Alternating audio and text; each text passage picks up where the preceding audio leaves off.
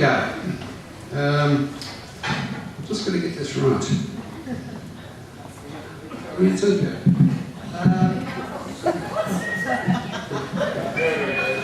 Okay. John and Kath Marr, Vic and Betty Jones, friends of Frankie, friends of Harry, friends of Frankie and Harry. Frankie and Harry.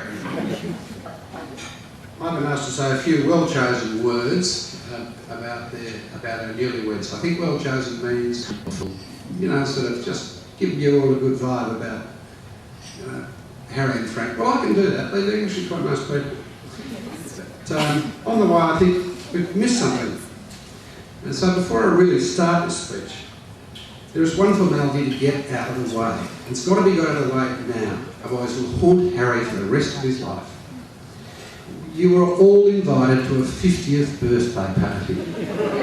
Now that's what it was, a 50th birthday party. It says it. It said 50th birthday party.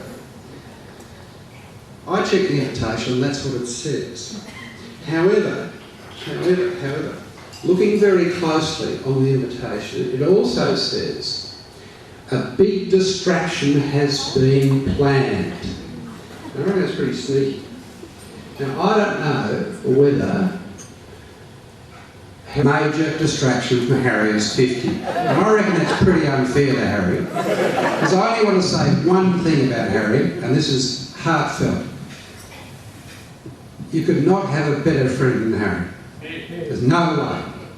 So what I want you to do is stand up, charge your glasses for Harry's 50th birthday. Hip hip! Hip hip! Hip hip!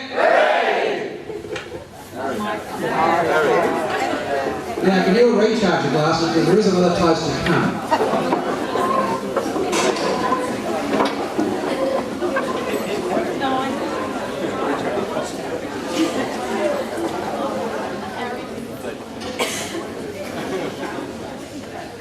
I just said you could never be a friend than Harry.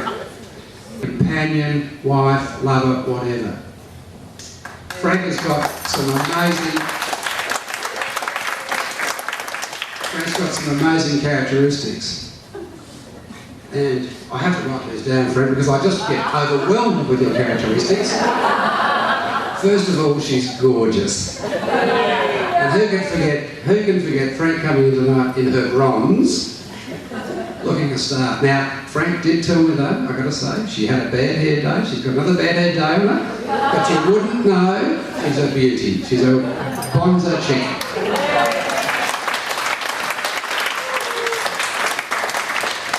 The second thing about Frank, she's bloody funny. She's one of the funniest people I've ever met. She's really astute. She can put people down like that.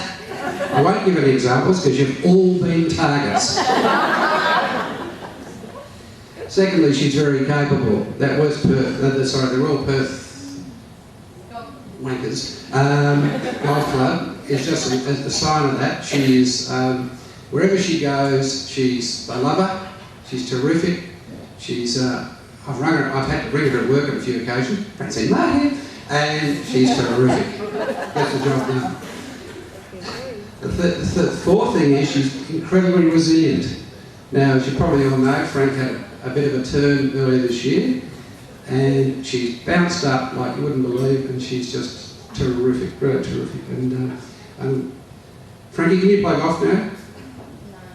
That's a pity, because the fifth thing is she's a really good golfer. Much better than Harry. Much better than Harry, since Harry realised that she couldn't play with matchsticks anymore and bought her some decent clubs. So that, Harry's got his bloody titanium shaft and now Frank's got her titanium shaft and much better than Harry. Not as hard, but much better than Harry. The sixth thing is she's really friendly. Look, we've got people from Queensland, New South Wales, Melbourne. If she went any further out from Tasmania, New Zealand, wherever, everywhere she goes she picks up mates. And that's because she's gregarious, she's generous, she's kind, and she's really friendly. And I think that's a really endearing trait. And above all, and this is really a crucial point when you're talking about Harry, she's very patient and very understanding. I've got to say with Harry, that's what you need. In fact, as Peter Johnson said, you'd have to be a martyr. And I was saying a speech and Peter said, oh geez, talk about martyrdom, will you? So I had to talk about martyrdom. And there's very good reasons for that. I mean, think about Harry, just think about Harry. I mean, it doesn't bear much thought, but think about it. I mean, who would renovate an entire two-storey Victorian mansion with one person that doesn't speak English? Harry. Who would go to Mission Beach for a whole day and come back with a house? Harry. All means my house, it's nicer Harry, but Harry. Who would just nip out to the supermarket for a few screws and come back in no particular order with a speedboat, a barbecue. I've got another list here. I had to make this up because it's true. It's totally true. 7 fishing lines, skis, 12 sets of flippers and snorkels, which don't match, which don't fit. No particular size, I just like them. 7 bath mats. Who would go out 6 o'clock every morning and mow his lawn to mud? To mud. No grass. Never was any grass in the first place. There never is any grass. It's all mud. 6 o'clock in the morning, that's not enough. He gets a whippersnipper out and thrashes everything else to death. That's how Harry. Now, who could buy a surf ski without paddles? Harry! Only Harry! They're coming, Chris. Don't worry, they'll be here. And who could invite you to his 50th and turn it into a wedding? Unbloody believable. So you probably go, that's Harry. Well, I've got to say, apart from all those incredible difficulties that you have with Harry, which are really, I mean, you know, he's a very difficult person, but you've also got a pretty kind, very generous, vaguely intelligent in a sort of a Harry sort of way, and a really lovely man. So Harry, you've done well. Sorry, wrong way. Frank, you've done well. Harry, you've done better. And I'd like to, everybody stand up. Frank and Harry, Harry and Frank.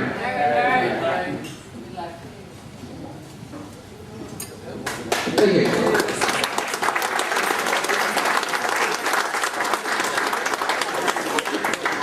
Yes, we have the vaguely intelligent Harry. That's a bit of a problem, but I've forgotten mine. But they tell me when you get to 50, you get a bit forgetful anyway. Right, Grandpa. Now, I tried to hide the fact that I was turning 50. And I was going to have just a very small couple of people for dinner one night, but it seems to have leaked out. And I think once Francine knew, I think everyone knew. Not that I'm blaming you, Francie, but she hasn't been known to have too many things to herself. But I guess turning 50 and getting married on the same day was a bit of a diversionary tactic, and it wasn't all that deliberate, but I thought it was a good idea anyway, and you know, I thought it was a good way of remembering. I can't remember what.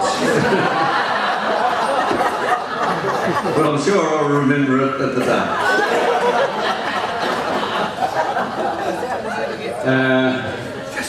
I've been a sucker for punishment, there's no doubt in my life. And 2 major events on one day, you know, is probably more trouble than you can ask for.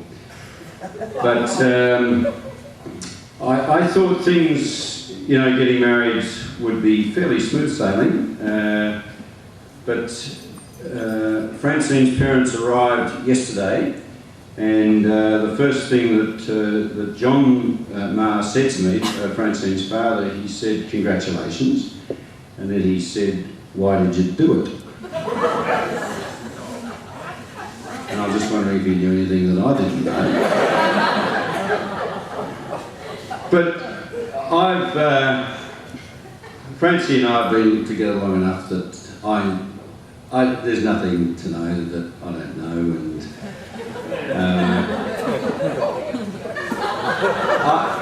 all I can say is that Christopher was extremely generous in the way he presented Francine, but all of it, as far as I'm concerned, is true. There is absolutely no doubt she is just fantastic.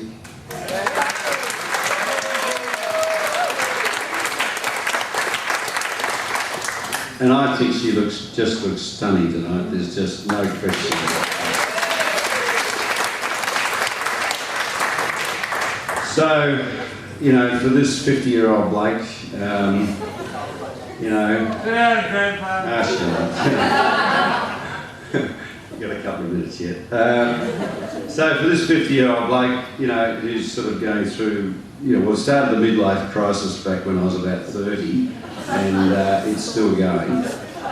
You know, you start sort of jogging around the block again, you start going to the gym, you know, you do all that sort of stuff, you start chasing younger women. You know, all those sorts of things, and eventually I caught one. She must be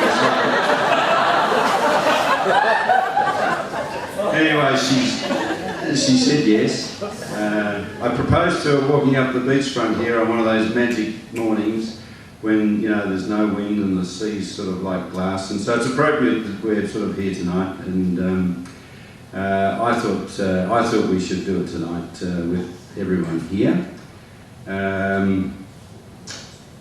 I do have to say, and Francine particularly asked me to say, that she and we are both just over the moon that all of you can be here tonight.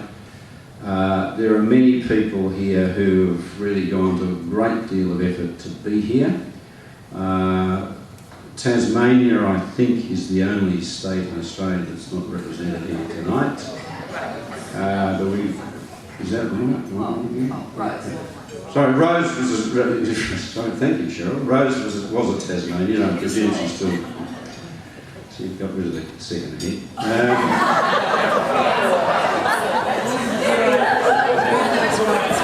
And the one that remains is just beautiful, Rose.